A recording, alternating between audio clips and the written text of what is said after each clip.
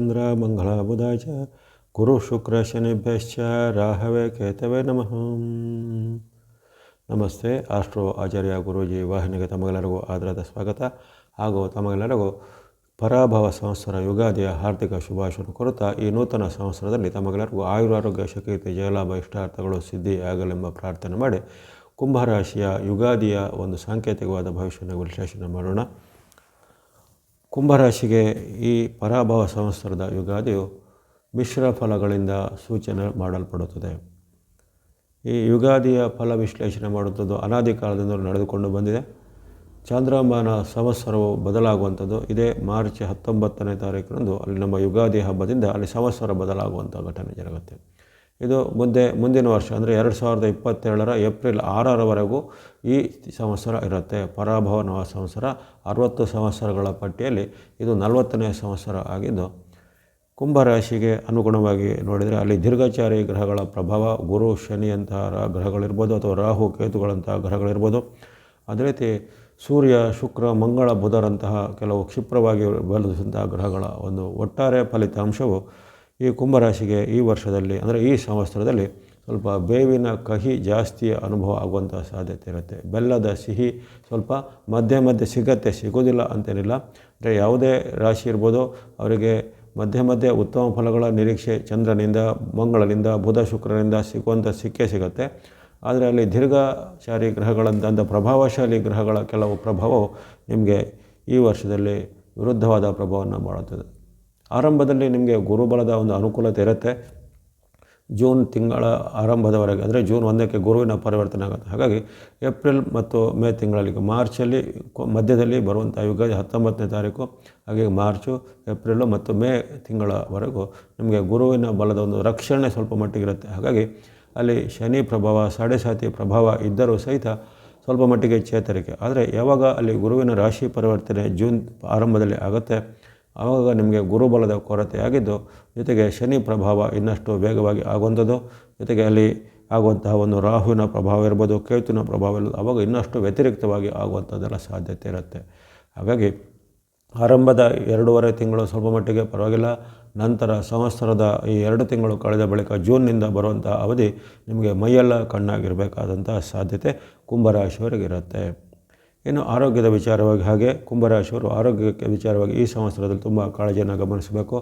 ಅದು ನಿಮಗೆ ಯಾವುದೇ ರೀತಿಯ ನೋವುಗಳನ್ನು ಅಥವಾ ಆ ರೋಗದ ಸಮಸ್ಯೆಯನ್ನು ತಂದೊಡ್ಡಬಾಗದು. ಈಗಾಗಲೇ ಇರುವಂಥ ಅನಾರೋಗ್ಯ ಸಮಸ್ಯೆ ಉಲ್ಬಣ ಆಗ್ಬೋದು. ಉದಾಹರಣೆಗೆ ಯಾರಿಗೆ joint pain, back pain, arthritis ಅಥವಾ ಕೈಕಾಲುಗಳ ನೋವು, ಮಂಡಿ ನೋವು ಎಲ್ಲ ಇರುತ್ತೋ ಅವೆಲ್ಲವೂ ಈ ಸಂವತ್ಸರದಲ್ಲಿ ಆಗಾಗ ಸ್ವಲ್ಪ ಬಾಧೆ ಕೊಡ್ಬೋದು ಅಥವಾ ಇದ್ದಂಥ ಸಣ್ಣ ಪುಟ್ಟ ನೋವು ಹೆಚ್ಚಳ ಆಗ್ಬೋದು.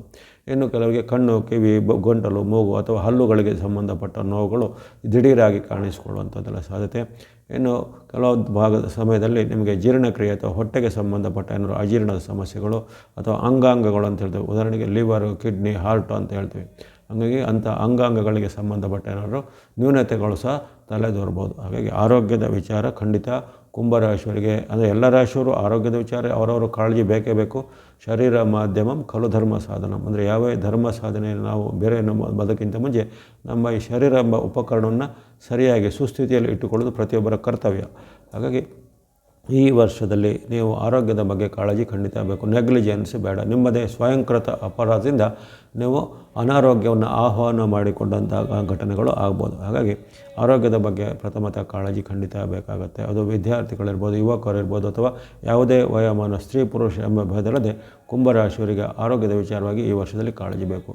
ಕೆಲವೊಮ್ಮೆ ನಾವು ಎಷ್ಟು ಕಾಳಜಿ ವಹಿಸಿದ್ರೂ ಹವಾಮಾನ ವೈಪರೀತ್ಯದಿಂದ, ಆಹಾರ ದೋಷದಿಂದ, ಕಲುಷಿತ ವಾತಾವರಣದಿಂದ, ಕಲುಷಿತ ನೀರಿನಿಂದ ಎಲ್ಲ ಬರುತ್ತೆ. ಅದನ್ನೆಲ್ಲ ಕೆಲವೊಮ್ಮೆ ನಮಗೆ ತಪ್ಪಿಸ್ಲಿಕ್ಕೆ ಆಗೋದಿಲ್ಲ. ಆದರೆ ಅದನ್ನು ಬಂದಾಗಲೂ ಹಾಗೆ ನಾವು ಪೂರ್ವ ನಿಯೋಜಿತವಾದ ಕ್ಯಾರನ್ನು ತೆಗೆದುಕೊಳ್ಳೋದು, ಸುರಕ್ಷಾ ಕ್ರಮವನ್ನು ಅಥವಾ ಔಷಧೋಪಚಾರ ಅಥವಾ ತಕ್ಷಣವಾಗಿ ಆಸ್ಪತ್ರೆಗಳಿಗೆ ತೆರಳಿಕೊಂಡು ಚಿಕಿತ್ಸೆಯನ್ನು ಪಡೆಯುವಂಥದ್ದು, ವೈದ್ಯರ ಸಲಹೆ ಪಡೆಯುವಂಥದ್ದು ಖಂಡಿತ ಮಾಡಬೇಕು. ಯಾಕಂದರೆ ನಮ್ಮದೇ ಸ್ವಯಂ ವೈದ್ಯ ಮಾಡಿಕೊಂಡ್ರೆ ಅದು ಒಂದು ಸಣ್ಣ ಪುಟ್ಟ ತೊಂದರೆ ಮತ್ತು ದೀರ್ಘವಾಗಿ ತೊಂದರೆ ಕೊಡ್ಬೋದು. ಹಾಗಾಗಿ ಆ ಬಗ್ಗೆ ಖಂಡಿತ ಬೇಕು. ಇನ್ನು ವಿದ್ಯಾರ್ಥಿಗಳು, ಯುವಕರು, ಸಾಧಕರು ಎಲ್ಲ ಇದ್ದರೆ ಅವರಿಗೆ ಪ್ರಯತ್ನಶೀಲರು ಖಂಡಿತರಾಗಿರಬೇಕು. ಯಾವುದೇ ರಾಶಿಯಲ್ಲಿ ಅದೃಷ್ಟ ನಂಬಿ ಕೂರುವಂಥದ್ದಲ್ಲ, ಅವರವರ ಒಂದು ಪುರುಷ ಪ್ರಯತ್ನ ಅಂತ ಹೇಳ್ತಾರೆ. ಹಾಗಾಗಿ ಅವರವರೊಂದು ಕ್ಷೇತ್ರದ ಪ್ರಯತ್ನ ನಿರಂತರ ಇರಲಿ. ಆದರೆ ಈ ವರ್ಷ ಇನ್ನಷ್ಟು ಹೆಚ್ಚಿನ ನಿಮಗೆ ನಿಯತ್ತು ಅಥವಾ ಪ್ರಯತ್ನಗಳು ಅಥವಾ ತುಂಬ ಒಂದು ಅದರಲ್ಲಿ ತೊಡಗಿಕೊಳ್ಳುವಂಥ ವಿಚಾರ ಬೇಕಾಗುತ್ತೆ. ನಿಮ್ಮ ನಿರೀಕ್ಷೆಗಿಂತ ಕಡಿಮೆ ಅಂಕಗಳು ಬರ್ಬೋದು, ಅಥವಾ ನಿಮಗೆ ನಿರೀಕ್ಷೆ ಮೇರೆಗಿಂತ ಸ್ವಲ್ಪ ಪರೀಕ್ಷೆಗಳು ಟಫ್ ಆಗಿ ಕ್ವಶನ್ ಪೇಪರ್ ಅಂತ ಹೇಳ್ತೀವಲ್ಲ ಅಂಥದ್ದೆಲ್ಲ ಸ್ವಲ್ಪ ಕ್ವಶನ್ ಸ್ವಲ್ಪ ತುಂಬ ಟಫ್ ಆಗಿ ಬರ್ಬೋದು. ಹಾಗಾಗಿ ಸಾಧನೆ ನಿರಂತರವಾಗಿರಬೇಕು. ಯಾವುದೇ ರೀತಿಯ ಈ ದುಶ್ಚಟಗಳಿಗೆ, ದುಷ್ಟ ಮಿತ್ರರ ಸಹವಾಸಕ್ಕೆ, ಸೋಮಾರಿತನಕ್ಕೆ ಎಲ್ಲ ಸಿಲುಕಿಕೊಳ್ಳುವಂಥದ್ದಲ್ಲ. ವಿದ್ಯಾರ್ಥಿಗಳು ಖಂಡಿತವಾಗಿ ಖಂಡಿತ ಹೆಚ್ಚಿನ ಪರಿಶ್ರಮ ಬೇಕಾಗುತ್ತೆ.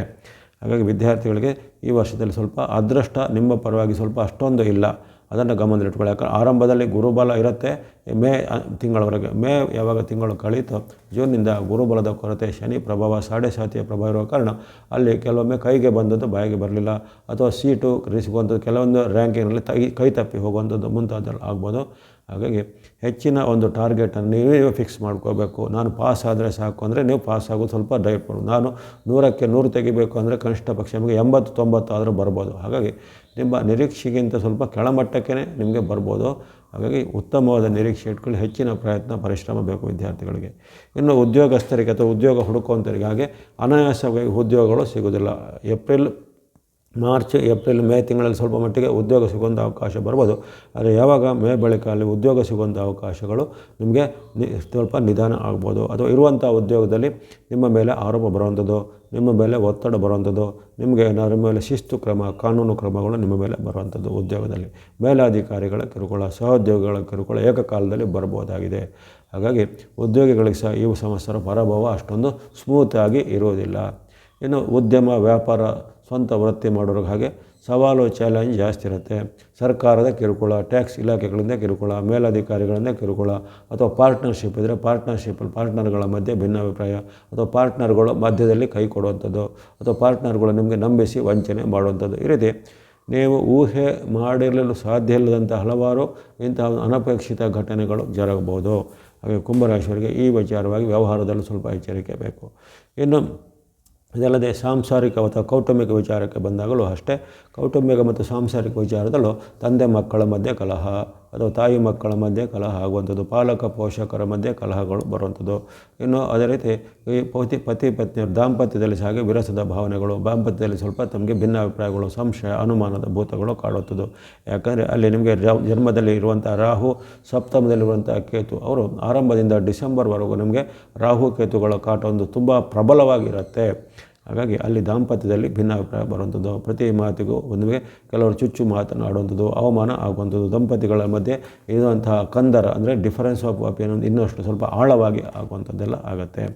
ವಿವಾಹದ ಪ್ರಯತ್ನ, ವೈವಾಹಿಕ ಜೀವನ ಎಲ್ಲದಕ್ಕೂ ಸ್ವಲ್ಪ ವಿಘ್ನ ಮತ್ತು ಅಡೆತಡೆಗಳು, ವಿಳಂಬಗಳು ಬರ್ಬೋದು. ಮದುವೆ ಪ್ರಯತ್ನದಲ್ಲಿರುವಂಥವರಿಗೆ ಮದುವೆ ಪ್ರಯತ್ನ ನಿರಾಸೆ ಆಗುವಂಥ ಘಟನೆ, ಅಥವಾ ಒಮ್ಮೆ ಮದುವೆ ಫಿಕ್ಸ್ ಆಗುವ ಹಂತಕ್ಕೆ ಬಂದು ಯಾವುದೇ ಒಂದು ಸಣ್ಣ ಪುಟ್ಟ ಕಾರಣಗಳಿಂದ ಅದು ಮಿಸ್ ಆಗುವಂಥದ್ದು, ಅಥವಾ ಅವರ ವಿದ್ಯೆ ವಿಚಾರನೋ, ರೂಪದ ವಿಚಾರನೋ, ಹಣದ ವಿಚಾರನೋ ಅಲ್ಲಿ ಮಧ್ಯಕ್ಕೆ ಬಂದು ಆ ಒಂದು ಮದುವೆಯ ಸಂಬಂಧವು ಅಲ್ಲಿ ಇತ್ಯರ್ಥವಾಗದೆ, ನಿಶ್ಚಿತಾರ್ಥವಾಗದೆ ಹೋಗುವಂಥದ್ದು. ಮುಂತಾದ ವಿಘ್ನ ಮತ್ತು ವಿಳಂಬಗಳು ಆಗುವಂಥ ಸಾಧ್ಯತೆ ಮದುವೆ ಪ್ರಯತ್ನದಲ್ಲಿ ಬರ್ಬೋದಾಗಿದೆ. ಹಾಗಾಗಿ ಒಟ್ಟಾರೆಯಾಗಿ ಗಮನಿಸಿದರೆ ನಿಮಗೆ ಹಣದ ವಿಚಾರ, ಉದ್ಯೋಗದ ವಿಚಾರ, ಆರೋಗ್ಯದ ವಿಚಾರ, ಕೌಟುಂಬಿಕ ವಿಚಾರ, ಜೊತೆಗೆ ಏನಾದರೂ ಶುಭ ಮಂಗಳ ಕಾರ್ಯಗಳು ಆಗುವ ವಿಚಾರ ಎಲ್ಲದಕ್ಕೂ ಈ ವರ್ಷದಲ್ಲಿ ವಿಘ್ನ, ವಿಳಂಬ, ಅಡೆತಡೆಗಳು ಅಥವಾ ನಿಮಗೆ ಅಸಮಾಧಾನಕರವಾದ ವಾತಾವರಣಗಳು ಜರಗಬಹುದಾಗಿದೆ.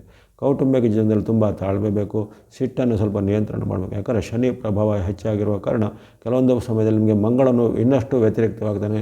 ಇನ್ನು ಕೆಲವೊಂದು ನಡೆಯುವಂಥ ಗ್ರಹಣಾದಿಗಳ ಪ್ರಭಾವ ಇರ್ಬೋದು, ನಡೆಯುವಂಥ ರಾಹುಕೇತುಗಳ ಆಟಗಳಿರ್ಬೋದು, ಅವೆಲ್ಲೂ ನಿಮ್ಮನ್ನು ವ್ಯಗ್ರವಾಗಿ, ಉಗ್ರವಾಗಿ ಮಾಡುವಂಥದ್ದಿರುತ್ತೆ. ಹಾಗಾಗಿ ನೀವು ನಿಮ್ಮ ಉಗ್ರ ಸ್ವಭಾವವನ್ನು ಸ್ವಲ್ಪ ಬದಿಗಿಟ್ಟು ಶಾಂತ ಸ್ವಭಾವ ತಗೊಳ್ಬೇಕು, ತಾಳ್ಮೆಯನ್ನು ತೆಗೆದುಕೋಬೇಕು. ಜೊತೆಗೆ ಯಾರ ಜೊತೆಗೂ ಅನಾವಶ್ಯಕವಾಗಿ ಚರ್ಚೆ, ವಾಗ್ವಾದ ಮಾಡೋದಾಗಲಿ, ಕಲಹ ಮಾಡೋದಾಗಲಿ, ನಿಷ್ಠುರ ಮಾಡೋದಾಗಲಿ ಮಾಡುವಂಥದ್ದು ಒಳ್ಳೆಯದಲ್ಲ.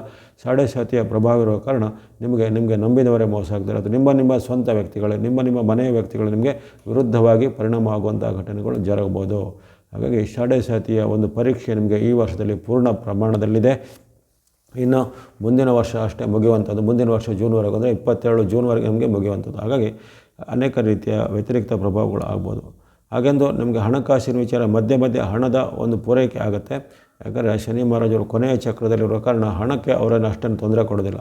ಹಣದ ವಿಚಾರವಾಗಿ ಆದಾಯದಲ್ಲಿ ಆಗಾಗ ಆಗೇ ಬರುವಂಥ ಹಣಕಾಸಿನ ಪೂರೈಕೆಗಳು ಆಗುವಂಥದ್ದು, ಜೊತೆಗೆ ನಿರೀಕ್ಷಿತ ಅಥವಾ ಅನಿರೀಕ್ಷಿತ ಧನಗಳು ಸಹ ಆಗಮ ಆಗ್ಬೋದು. ಆದರೆ ಹಣ ಒಂದೇ ಅಷ್ಟೇ ಜೀವನ ಅಲ್ಲ, ಅಲ್ಲಿ ಹಣಕ್ಕಿಂತ ನಿಮಗೆ ಬರುವಂಥ ಆರೋಗ್ಯ, ಮನಃಶಾಂತಿ, ನೆಮ್ಮದಿ, ಜೊತೆಗೆ ತನು ಮನ ಧನ ಅಂತ ಹೇಳ್ತಾರೆ. ತನು ಮತ್ತು ಮನಗಳು ಸರಿ ಇರಬೇಕು. ಆದರೆ ತನು ಮನದ ವಿಚಾರವು ಸ್ವಲ್ಪ ಏರುಪೇರು ಜಾಸ್ತಿ ಇರ್ಬೋದು. ಧನವು ಮಧ್ಯೆ ಬರುವುದರಿಂದ ಅಷ್ಟೊಂದು ತೊಂದರೆಗಳು ಆಗಲಿಕ್ಕಿಲ್ಲ. ಹಾಗಾಗಿ ಈ ವರ್ಷದಲ್ಲಿ ಈ ಎಲ್ಲ ವರ್ಗದ ಕುಂಭರಾಶಿಯವರು ಸ್ತ್ರೀ ಪುರುಷ ಎಂಬ ಭೇದಲ್ಲದೆ ತಮ್ಮ ಒಂದು ಸಂಯಮವನ್ನು ಕಾಪಾಡಿಕೊಳ್ಳೋದು, ತಾಳ್ಮೆ ವಹಿಸುವಂಥದ್ದು, ಅತಿರೇಕದ ನಿರ್ಧಾರವನ್ನಾಗಲಿ ಆತುರ ನಿರ್ಧಾರವನ್ನು ತೆಗೆದುಕೊಳ್ಳುವಂಥದ್ದು ಉತ್ತಮ ಆಯ್ಕೆ ಅಲ್ಲ. ಜೊತೆಗೆ ಭೂಮಿ ವಿಚಾರ, ರಿಯಲ್ ಎಸ್ಟೇಟ್ ವಿಚಾರ ಅಥವಾ ಇನ್ನೇನಾದರೂ ಕಾನೂನು ಸಮರ ಇತ್ಯಾದಿಗಳಲ್ಲಿ ಸಹ ನಿಮಗೆ ವಿಳಂಬ, ಸೋಲು, ಅಡೆತಡೆಗಳು ಆಗ್ಬೋದಾಗಿದೆ. ಹಾಗಾಗಿ ಅನಾವಶ್ಯಕವಾಗಿ ಯಾವುದೇ ವಿವಾದದಲ್ಲಿ ಅಥವಾ ಕಾನೂನು ಸಮರದಲ್ಲಿ ನೀವು ಕೈ ಹಾಕುವಂಥದ್ದು ಒಳ್ಳೆಯದಲ್ಲ. ರಾಜಕೀಯ ಮೂಲ, ಸರ್ಕಾರಿ ಮೂಲದಲ್ಲಿ ಇರುವಾಗಲೂ ಅವರಿಗೂ ಹಾಗೆ ಅವರ ಮೇಲೆ ಆರೋಪ ಆಪಾದನೆಗಳು ಬರೋದರಲ್ಲಿ ಶಿಸ್ತು, ಕಾನೂನು ಕ್ರಮಗಳು ಬರುವಂಥದ್ದಿರುತ್ತೆ. ಹಾಗಾಗಿ ಈ ಕುಂಭರಾಶಿಯವರು ಪರಾಭವ ಸಂವತ್ಸರದಲ್ಲಿ ಮೈಯೆಲ್ಲ ಕಣ್ಣಾಗಿರಬೇಕು. ನಿಮ್ಮ ವೃತ್ತಿ, ವ್ಯಾಪಾರ, ಉದ್ಯೋಗದಲ್ಲಿ ನಿಷ್ಠರಾಗಿರುವಂಥದ್ದು. ಜೊತೆಗೆ ಭಕ್ತಿ ಮಾರ್ಗ, ಧರ್ಮ ಮಾರ್ಗ, ಧ್ಯಾನ ಮಾರ್ಗವನ್ನು ಮಾಡಿ ಗಣೇಶನ ಭಕ್ತಿ, ಆಂಜನೇಯ ಸ್ವಾಮಿ ಭಕ್ತಿ ಅಥವಾ ನವಗ್ರಹಗಳ ಭಕ್ತಿ, ಶನಿ ಮಹಾರಾಜರ ಭಕ್ತಿ, ಶನಿ ಪೀಡಾ ಪರಿಹಾರ ಸ್ತೋತ್ರ, ನವಗ್ರಹಗಳ ಅಷ್ಟೋತ್ತರ ಸ್ತೋತ್ರ ಅಥವಾ ಇನ್ನಿತರ ಯಾವುದೇ ದೇವತಾ ಅಷ್ಟೋತ್ತರ ಸ್ತೋತ್ರ, ಹನುಮಾನ್ ಚಾಲಿಸ, ಆಂಜನೇಯನ ಅಷ್ಟೋತ್ತರ ಶತನಾಮಗಳು ಅಥವಾ ಶಿವ, ವಿಷ್ಣು ಅಥವಾ ಇನ್ನಿತರ ಯಾವುದೇ ನಿಮಗೆ ಇಷ್ಟವಾಗುವಂಥ ದೇವತಾ ಸ್ವರೂಪಗಳನ್ನು, ಅಮ್ಮನವರ ದೇವಸ್ಥಾನಗಳನ್ನು ಸಂದರ್ಶನ ಮಾಡೋದ್ರಿಂದಲೂ, ನಿಯಮಿತವಾಗಿ ಅರಳಿ ಮರದ ಪ್ರದಕ್ಷಿಣೆ, ಜೊತೆಗೆ ಈ ಶನಿವಾರದಂದು ದಾನ ಧರ್ಮಗಳನ್ನು ಮಾಡುವಂಥದ್ದು, ಇವೆಲ್ಲವನ್ನು ನೀವು ಅನುಷ್ಠಾನ ಮಾಡಿದರೆ ನಿಮಗೆ ಧರ್ಮ ಮಾರ್ಗ, ಭಕ್ತಿ ಮಾರ್ಗ, ದಾನ ಮಾರ್ಗಗಳಿಂದ ಈ ನಿಮಗಿರತಕ್ಕಂಥ ಗ್ರಹಗಳ ದೋಷ ನಿವಾರಣೆ ಆಗುತ್ತೆ. ಎಲ್ಲ ಕುಂಭರಾಶಿಯವರಿಗೆ ಈ ಪರಾಭವ ಸಂವತ್ಸರದಲ್ಲಿ ಆಯುರಾರೋಗ್ಯ, ಐಶ್ವರ್ಯತೆ, ಜಯಲಾಭಗಳು ಸಿದ್ಧಿಯಾಗಲು ಮತ್ತೊಂದು ಹಾರೈಕೆ ಮಾಡುತ್ತಾ ವಾಹಿನಿ ನಿರಂತರ ಪ್ರೋತ್ಸಾಹಿಸಿ ಧನ್ಯವಾದಗಳು. ಸಬ್ಸ್ಕ್ರೈಬ್ ಮಾಡಿ ಪ್ರೋತ್ಸಾಹಿಸಿ. ಸರ್ವೇಷಾಂ ಸನ್ಮಂಗಲಾನಿ ಭವಂತು. ತಮಗೆ ಪರಾಭವ ಸಂವತ್ಸರ ಯುಗಾದಿ ಹಾರ್ದಿಕ ಶುಭಾಶಯಗಳು.